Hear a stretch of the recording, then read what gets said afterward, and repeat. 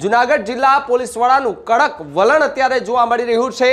બીજી તરફ જો વાત કરવામાં આવે આખી ઘટનાની તો મેંદરડા પોલીસ સ્ટેશનમાં છેતરપિંડી કેસની તપાસમાં બેદરકારીને લઈને આ કાર્યવાહી કરવામાં આવી।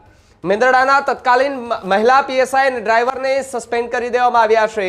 જુલાઈ માસમાં ₹57 લાખની છેતરપિંડીની એક ફરિયાદ જે છે તે દાખલ થઈ હતી।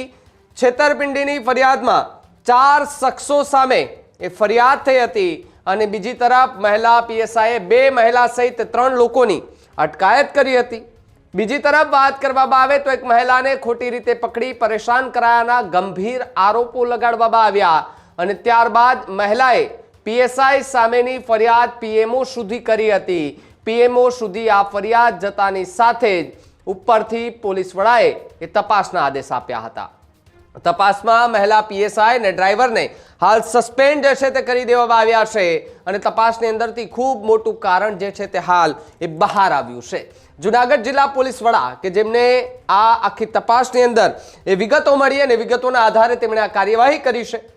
સ્વાભાવિકપણે કોઈ આરોપી હોય કે પછી કોઈ પોતાના જ એ લેવલનું કોઈ વ્યક્તિ હોય અથવા તો પોતાના જ કોઈ ડિપાર્ટમેન્ટનું માણસ હોય કે જેમણે ખોટું કર્યું હશે તેમની ઉપર કાર્યવાહી કરવી ખૂબ જરૂરી છે।